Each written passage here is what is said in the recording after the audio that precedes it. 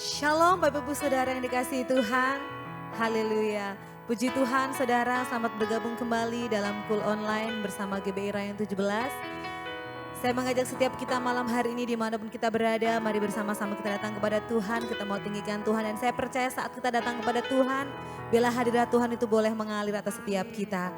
Dan kita mau sama-sama mengalami hadirat Tuhan, kita mau sama-sama mengalami pengurapan Tuhan dan api lawatan Tuhan. Karena api Tuhan itu yang memberikan kita kekuatan dan semangat. Amin saudara.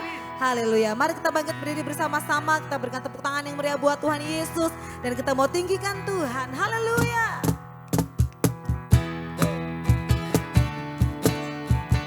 Api lawatanmu mengalir bagi kami saat ini Tuhan.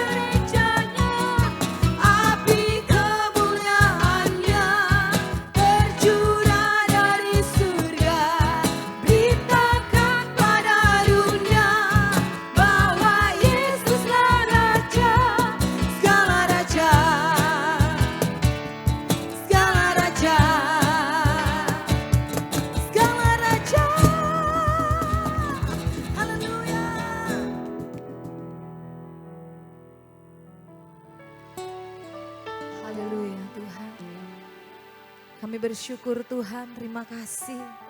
Kami percaya hari-hari ini Engkau sedang mencurahkan api lawatan-Mu atas gereja-Mu di tempat ini Tuhan.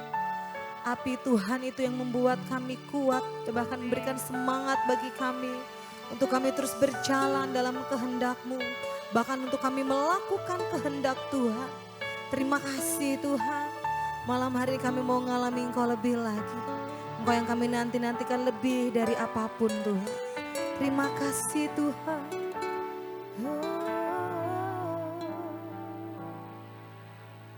Tuhanku rindu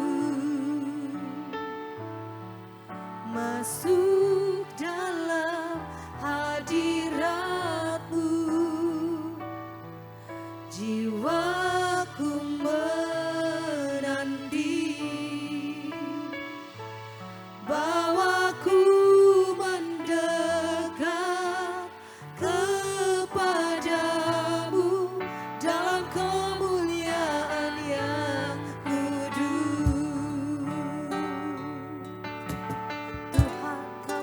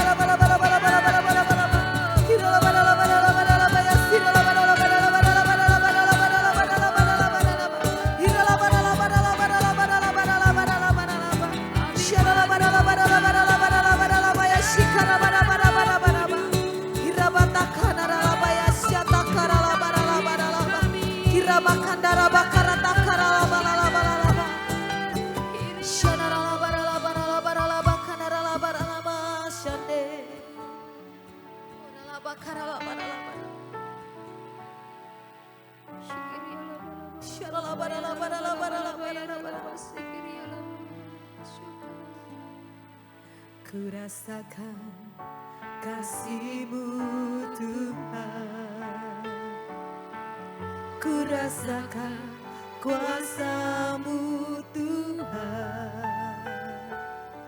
ku rasakan kasih kuasa Roh Kudus, ku rasakan kehadiran-Mu, ku rasakan kasih-Mu Tuhan, ku rasakan kuasa-Mu Tuhan, ku rasakan kasih kuasa Roh Kudus, ku rasakan kehadiran-Mu. Dengan iman kami nyatakan, curahkanlah kuasa-Mu Tuhan, mujizat terjadi di tempat ini. Curahkanlah kuasa-Mu Tuhan, mujizat terjadi sekarang ini.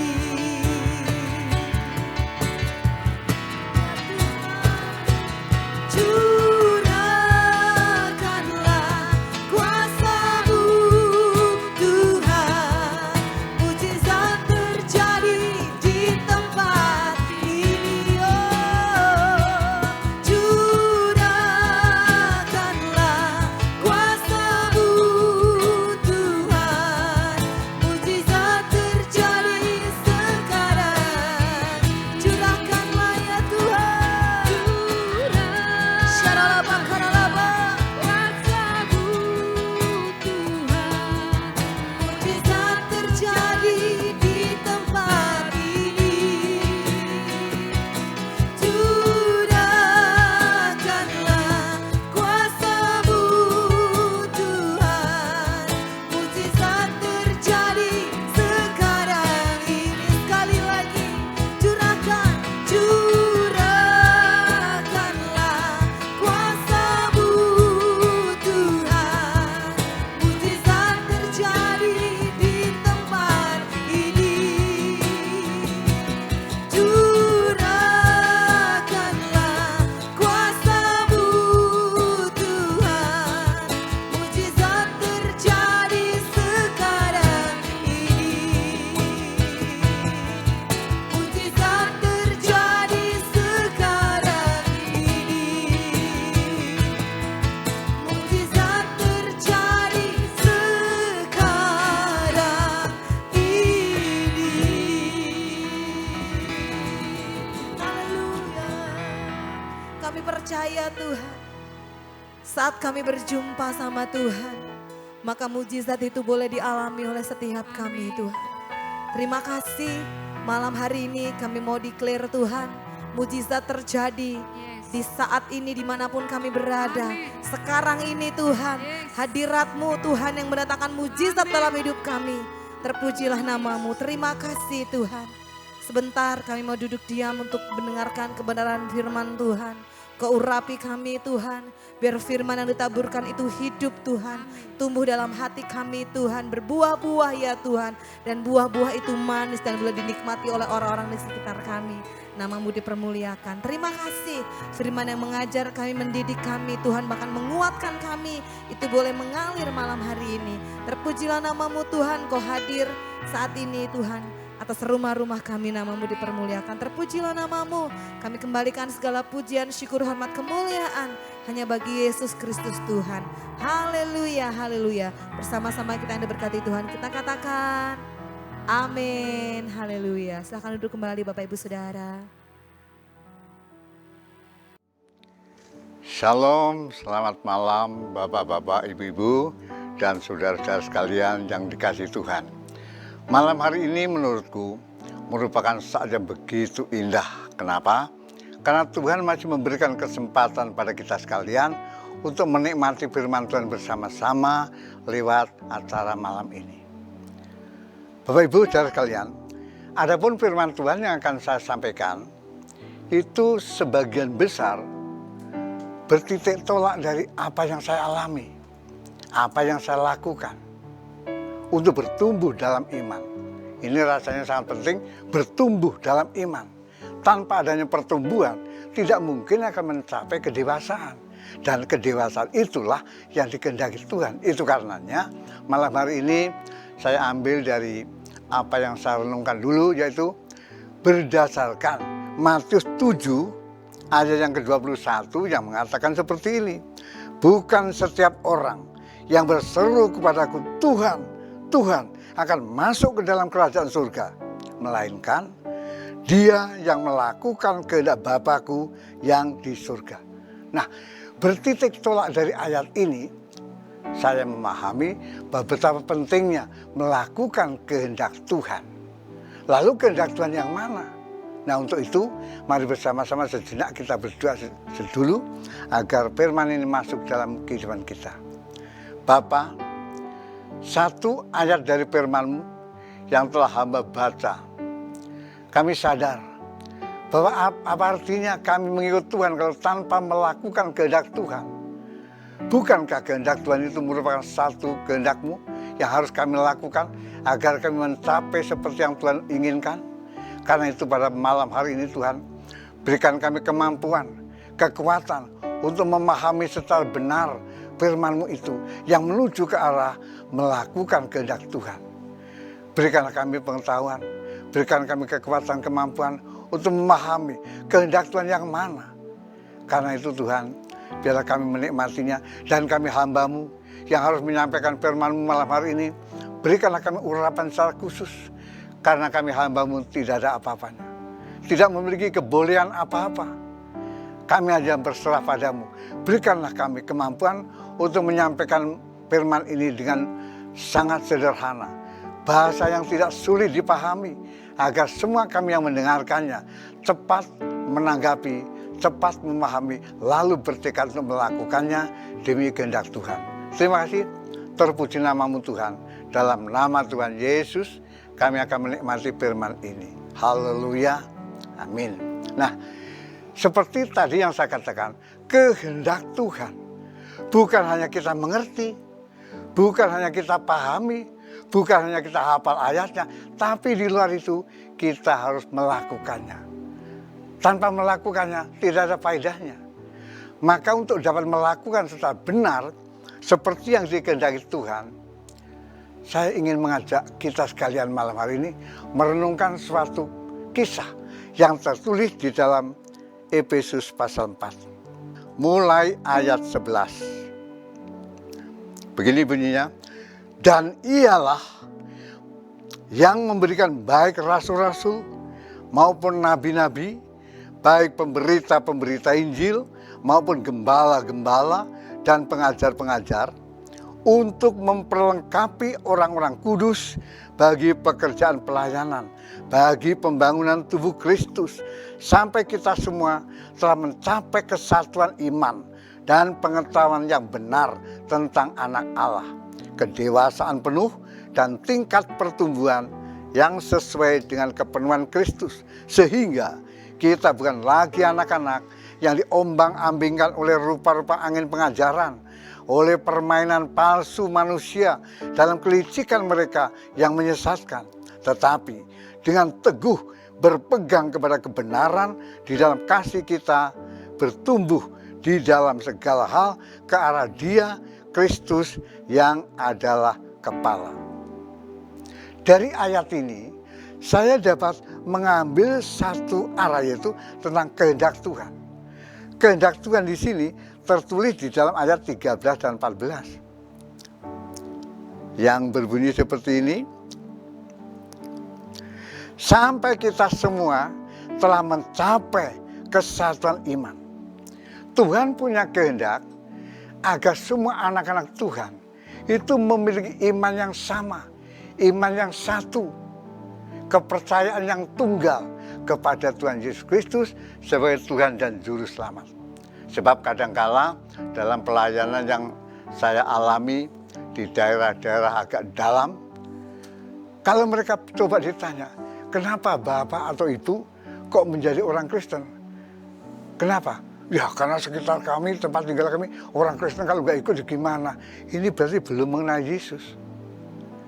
Ada lagi, ya daerah kami umumnya itu, jadi saya ikut. Ada pula yang berpendapat, Yesus itu kan pendiri agama Kristen. Kalau saya masuk Kristen harus mengikuti pendirinya kan. Ada yang jawab begitu. Nah, melihat dari hal ini, lalu saya ingat.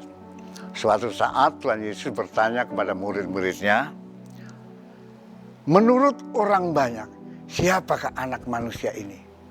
Jadi Tuhan Yesus bertanya kepada murid-muridnya, menurut pendapat orang-orang luar, siapakah aku ini?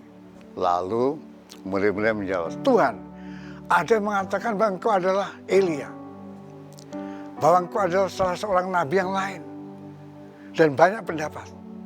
Nah, lalu Yesus bertanya kepada murid-murid, lalu menurut kamu sekalian, siapakah aku ini? Simon Petrus menjawab, ya Tuhan, engkaulah Mesias, anak Allah yang hidup. Lalu bagaimana jawab Tuhan? Jawab Tuhan, baik, berbahagialah Simon, anak engkau yang percaya bahwa aku adalah Mesias, anak Allah yang hidup. Ini rasanya pendapat yang benar. Jawaban yang benar dari Simon, bahwa Yesus adalah Mesias, Juru Selamat, penyelamat kita, penghapus dosa kita. Pengakuan ini dianggap benar oleh Tuhan Yesus. Maka Tuhan mengatakan, aku akan mendirikan gerejaku di atas batu karang ini. Yang artinya gereja Tuhan yang seperti dikehendaki Tuhan berdiri, berada seperti hati Petrus tadi. Mengakui Yesus Juru Selamat, mengakui Yesus sebagai Gembala, mengakui Yesus sebagai Tuhan. Dengan dasar ini, itulah gereja Tuhan yang sebenarnya. Bukan hanya ikut beragama, tapi mempunyai keyakinan yang kuat, iman yang kuat tentang siapa itu Yesus. Lalu selanjutnya, dari murid-murid pun ditanya tentang kebenaran itu. Apakah betul-betul mereka kuat dalam pengakuan iman itu? Nah, Bapak Ibu, lalu kalau kita renungkan, untuk mencapai itu harus bagaimana? Tuhan memberikan penolong yang hebat, yaitu dibuatnya lah rasul-rasul, nabi-nabi, pemberita-pemberita Injil, gembala-gembala, yang tugasnya adalah untuk membentuk tubuh Kristus menjadi sempurna, seperti yang dikehendaki Tuhan. Mencapai kesatuan iman, pengenalan yang benar tentang Tuhan Yesus, dan sebagainya. Jadi bertumbuh berkembang terus hingga mencapai suatu pengetahuan seperti yang dikehendaki Tuhan. Disayangkan bahwa manusia atau orang yang percaya Tuhan belum tentu memiliki kekuatan iman seperti itu tanpa pertolongan Tuhan. Itu karenanya Tuhan memberikan para petugas, gembala-gembala, guru-guru, nabi-nabi, rasul-rasul, itu supaya bekerja membentuk tubuh Kristus menjadi seperti yang dikehendaki Tuhan. Selain itu, dalam kehendak Tuhan ini juga dijelaskan bahwa Tuhan menghendaki kedewasaan kita. Dewasa berarti mengerti kebutuhan lahir maupun batin. Dewasa berarti dapat mempertahankan imannya yang kuat, mempertahankan keyakinannya yang utuh, yang benar. Apalagi kalau melihat sekarang, tanpa adanya pertumbuhan iman, rasanya gampang terseret kita. Kalau kita melihat di YouTube, seperti apa penghinaan-penghinaan kepada Kristus. Bahkan ada yang mengatakan, orang yang digantung di kayu salib itu jin kafir. Haleluya. Begitu kan? Itu nengoknya ke kanan apa ke kiri.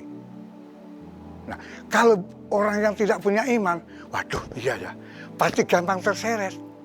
Ada pula mengatakan, Yesus itu pernah nikah, istrinya namanya Maria Magdalena. Maria Magdalena waktu mencurahkan minyaknya ke kaki, kok dicium? Itu kalau bukan mukrim, nggak mungkin. Pasti mukrim berarti istri.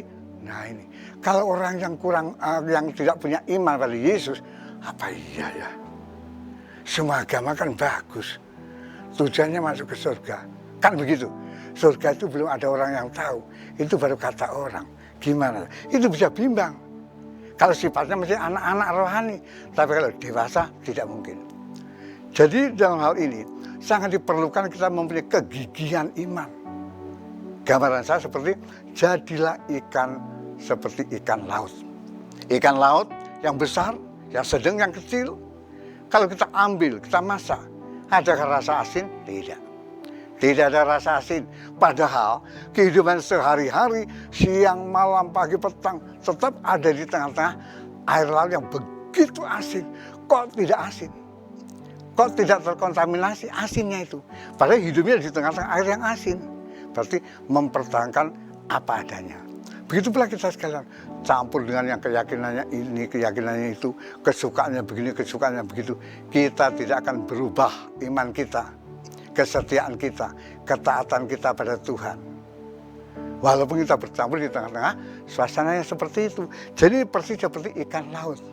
Tidak gampang tercampur rasa asinnya air laut. Pernah saya melihat contoh yang lain, aliran air kecil, ada ikannya banyak. Saya loh, ini kok ada yang terhanyut ke bawah, yang lain enggak.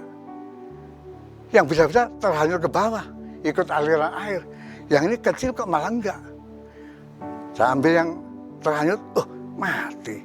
Berarti hanya ikan yang mati, yang terhanyut ikut aliran air. Yang tidak mati walaupun kecil, enggak, tetap di situ. Berarti kalau iman kita mulai kendor, iman kita, keyakinan kita, yang mempengaruhi ketaatan kita semakin kendor. Istilah iman kita mulai pales, keyakinan kita mulai ragu-ragu. Itu sebentar mati kalau tidak terpelihara. Dengan demikian, setelah mati, terhanyut ikut aliran. Aliran dunia. Kalau zaman dulu memang rohani masuk dalam dunia atau gereja masuk dunia. Tapi sekarang kayaknya dunia masuk gereja. Ada munculnya nyanyian, ojo dibanding-banding gitu. Bukankah dunia itu sekarang lagi merebak di kampung-kampung. Yesus ojo dibanding-banding. Itu dunia masuk. Caranya pun masuk. Cara berpakaian pun anak-anak ikut-ikutan dunia. Jadi sekarang ini kebalikan dulu. Kalau dulu gereja masuk dunia. Nah sekarang dunia ikut masuk gereja. Herannya kok diterima. Maka dari itu kita sekarang perlu waspada dalam hal ini. Sebab penyimpangan-penyimpangan keyakinan banyak cara kita dengar. Kita lihat melalui pergaulan sehari-hari dan lain-lainnya. Jadi kita tidak cukup bangga. Gerejaku besar. Semuanya banyak. Ini ya bagus, ini semuanya bagus, apalagi paduan suaranya. Itu enggak masuk. Yang diteliti Tuhan bukan apa yang kita lakukan, tapi apa tujuan kita dengan melakukan itu. Ini, kita perlu hati-hati, kita melakukan apa? Melakukan misalnya WL. Kita melakukan WL, bagus. Nah, dilihat Tuhan, tujuan dia berdiri sebagai WL itu apa? Apakah waktu menunjukkan bagusnya suara emasnya, atau penampilannya, atau apanya. Musik bagus, itu tujuannya apa? Jadi yang dilihat Tuhan itu, apakah tujuannya dengan melakukan itu. Ini ada kaitannya dengan perkembangan iman tadi. Karena itu, iman kita perlulah bertumbuh, apalagi zaman sekarang, makin zaman akhir seperti ini, makin banyak penyimpangan-penyimpangan yang kita kira benar, yang kita kira baik. Tapi kalau kita ikuti, ternyata nyebal dari kehendak Tuhan. Maka setelah kita berkembang terus dalam iman, lalu setelah kita dewasa tahu apa tugas kita yang merasa sudah dewasa dalam Tuhan. Apa tugas kita? Apakah cukup beribadah dengan setia, membangun iman kita sendiri, atau yang bagaimana perlu kita pikirkan. Menurut saya, tugas kita setelah dewasa bukan hanya menikmati keselamatan dan berkat yang Tuhan berikan pada kita, tapi kita harus menjadi garam dan terang dunia. Berkembang lagi, bukan cukup itu, kita harus menjadi pelaksana daripada amanat agung Tuhan. Mana mungkin kita mampu. Tuhan memberikan cara, diberikannya lah, dicurahkannya lah Roh Kudus. Agar kita mempunyai kemampuan, mempunyai kekuatan. Selain mempertahankan iman, mempertahankan ketaatan dan kesetiaan, juga mampu memberitakan Injil keselamatan pada orang lain. Kita punya tugas itu sebetulnya. Memberitakan Injil, memberitakan keselamatan pada orang lain setelah kita sudah dewasa. Makanya kesaksian dikit dari kami dalam pelayanan di daerah Pulung Kencana mulai tahun 78 sampai sekarang, jumlah anak yang saya kirimkan ke sekolah-sekolah teologi, perguruan-perguruan tinggi teologi banyak, sudah 34 orang. Pernah dicemooh oleh orang lain hamba Tuhan, Pak, kalau begitu banyak yang dikirimkan, nanti apa kira-kira tidak ada yang nginjak kepala Bapak, menyingkirkan Bapak. Nah, pikiran saya bukan itu. Bukan takut disaingi, bukan takut diapa-apakan, tapi ingin mengembangkan pelayanan. Bukankah saya sebagai hamba Tuhan mempunyai tugas untuk memberitakan Injil, memenangkan jiwa? Kalau hanya saya sendiri, cuma berapa gelintir. Maka seandainya berdagang bakso, saya selalu punya gerobak sendiri, buat gerobak beberapa gerobak, orang-orang banyak menjual bakso dengan gerobak. Tiap-tiap gerobak kan ada pembelinya. Jadi bisa 10 gerobak dengan 5 gerobak. Tentu banyak 10 gerobak. Begitu pula kalau sudah 34 anak yang saya sekolahkan. Itu mesti memenangkan jiwa, mesti melayani. Walaupun bukan lewat saya. Walaupun tidak kumpul di gereja yang saya layani. Nyebar kemana-mana. Sampai hari ini ada yang ke Papua, ada yang di Ambon, ada yang di Kota Baru, ada yang di Aceh, ada yang di Medan, ada yang di Kalimantan, beberapa orang di Kalimantan. Ada pula yang masuk di daerah-daerah pedalaman, anak dalam suku Jambi. Ada pula yang naik di pusat gereja kita. Ada yang jadi sekretaris 2 di BPH, BPP, GBI yang bernama Pendeta Dr. Natali Untung, anak sekolah minggu kami. Ada pula rektor sekolah Alkitab di Papua, anak sekolah minggu kami. Ada yang tugas di sekretariat yang lain di Petamburan, anak buah kami dari sekolah minggu. Jadi maksud saya, dengan anak-anak yang saya kirimkan sekolah itu, nyebar di mana-mana, bukankah mereka memenangkan jiwa? Itu. Jadi amanat agung, sedikit banyak, aku ikut mengambil bagian sedapat-dapatnya, seukuran yang Tuhan berikan. Jadi kami mempunyai ajakan, marilah kita semuanya menjadi anak-anak Tuhan. Bukan hanya meyakinkan diri kita dengan kuat, beritakanlah keselamatan. Itu hasil daripada perkembangan iman, pertumbuhan iman. Bukan macet, bonsai imannya, tapi bertumbuh memenangkan jiwa. Ini. Sebab jiwa-jiwa yang diperlukan Tuhan itu bukan hanya orang-orang yang tingkat tinggi, yang berdasarkan anak keju. Kalau daerah-daerah itu anak singkong. Bukan, kere yang bertobat lebih berharga daripada bupati yang tanpa kenal Tuhan. Anjing yang hidup lebih berharga daripada singa yang mati. Maka dari itu, bukan saya mengajari, sebab apa sih aku mengajari? Mengajak. Menurut daya pengetahuan saya, memberitakan Injil, memenangkan jiwa, itu tugas kita. Bukankah Tuhan turun ke dunia ini untuk itu? Bukan berarti kita membantu Tuhan, tapi tugas kita karena cinta Tuhan. Nah, Bapak Ibu saudara sekalian, saya kira untuk renungan saya saat ini itulah. Dengan kita menyatukan hati, membentuk kerukunan, menyatukan iman, menyatukan tujuan lewat kul-kul kita. Kita saling mendukung, saling mengingatkan, saling mendorong, saling menguatkan, kita memenangkan jiwa. Menyatukan hati dalam iman, memenangkan jiwa. Dengan demikian, biar Tuhan menyertai kita, sehingga keberhasilan menjadi milik Tuhan. Sampai di sini mari kita berdoa. Bapa, kami hamba-Mu mengakui firman-Mu yang hamba sampaikan jelas kurang benar di hadapan banyak orang. Hamba-Mu penuh keterbatasan. Hamba-Mu penuh kekurangan. Tidak memiliki kelebihan apa-apa. Hanya kemauan. Kemauan yang muncul, bertumbuh terus untuk melayani Tuhan. Karena tidak ada keselamatan selain ada padamu Tuhan. Dan masih banyaknya orang yang belum tahu siapa Engkau. Sehingga banyak orang yang mengacaukan iman. Banyak orang yang mencela Engkau. Karena mereka tidak tahu siapa Engkau. Karena itu Tuhan, semua anak-anak Tuhan yang terhimpun ini, berkatilah masing-masing. Berikanlah kemampuan pandangan. Berikanlah rasa panggilan untuk memberitakan keselamatan.